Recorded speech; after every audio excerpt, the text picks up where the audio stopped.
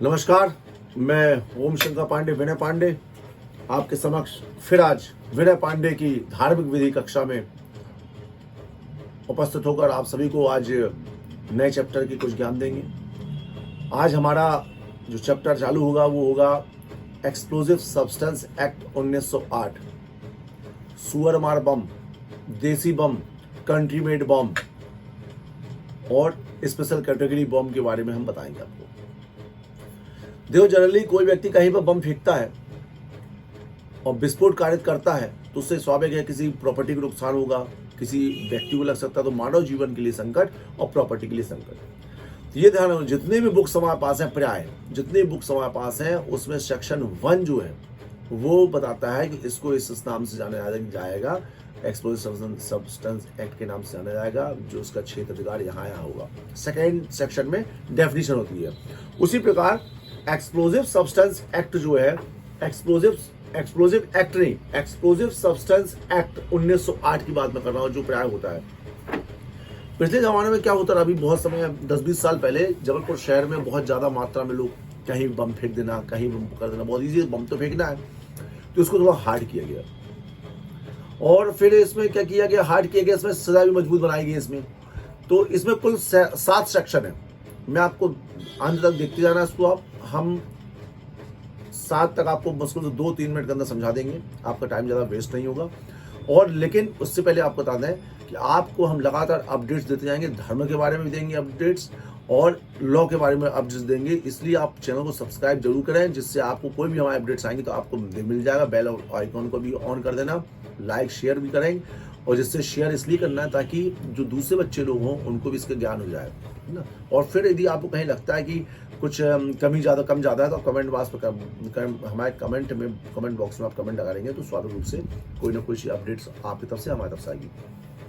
तो सेक्शन 1 हो गया अपना कि एक्सप्लोजिव सब्सटेंस के नाम से जाना जाएगा। सेक्शन 2 में डेफिनेशन हो गया कि 2 प्रकार के बम है, एक होता है ऑर्डिनरी बम, कंट्री मेड बम, एक होता है स्पेशल कैटेगरी बम, जैसे RDX का नाम आपने सुना होगा, RDX हो गया, और ऐसे बहुत सारी जो तोपों में उपयोग की जाती है।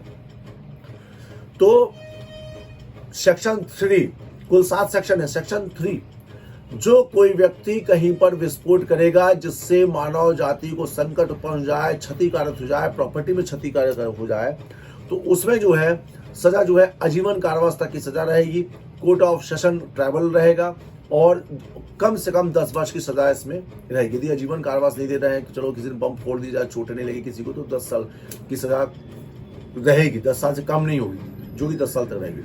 लेकिन इसी सेक्शन 3 में बोला गया है कि स्पेशल कैटेगरी के बम हो, जैसे मान लीजिए बनता है ना RDX, बड़े हैवी बम जो आतंकवादी लोग उपयोग करते हैं, तो इसमें मैक्सिमम पनिशमेंट डेथ है, डेथ विद लाइफ इम्प्रिजनमेंट।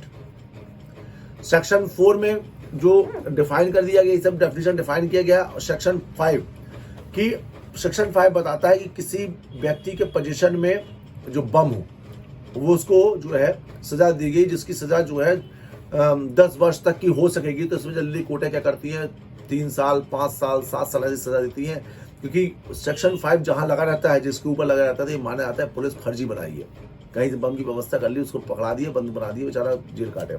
तो ये भी मामला सेशन ट्राइबल है। तो आपने देखो कई लोग बोलते 3/5 लग गए, 3/5, एक्चुअली वो 3/5 नहीं है, section 3,5 of the explosive substance है। 3 मतलब उसने विस्फोट किया, और 5 में उसके बाद पोजीशन था, उसके बाद पोजीशन में बम था, कब्जे में बम था, और उसने उसको विस्फोट कर दिया। तो सेक्शन 3-5। अब मैंने यदि मान लो किसी व्यक्ति से बोला कि ये लो बम लो, और जाके इस बम को जाके कहीं फोड़ाओ, और व्यक्ति जाके वहां फोड़ आता है, तो सेक्शन 6 के अंतर्गत अबेटर, मैंने अबेट किया, दुष्प्रेरणा दिया सामने वाले व्यक्ति को, तुम फलाना काम कर लो तो तुमको जाके ऐसा का लाभ मिलेगा, या फिर जो भी अपने हित में रहेगा। तो आप हमारी बोली पे बम ले जाके वहां फोड़ देते हो, तो मैं मुलजिम बनूंगा सेक्शन 6, विस्फोट का 3,6। क्यों? क्योंकि हमने उसको बम दिया था, दुष्प्रेरणा दिया था, जिसकी सजा भी जो है आजीवन कारावास तक की हो सकेगी, और ट्रायल बाय सेशन कोर्ट रहेगा, है ना, और सेशन कोर्ट ही जमा देने पर।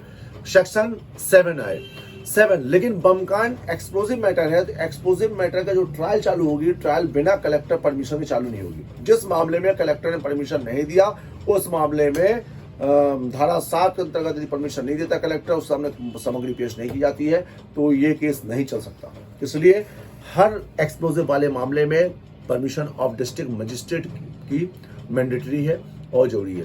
तो मैंने आपको एक एक्सप्लोजिव सब्सटेंस एक्ट की पूरी किताब 1 से लेकर 7 तक पूरे सेक्शन आपको पढ़ा दिया हूँ। समय अनुसार हम आपको बताएंगे इसको ट्रायल भी कैसे लड़ा जाता है ना। तो सेक्शन 3, 5 और 6 इसमें मेन है, 3, 5 और 6, ठीक है।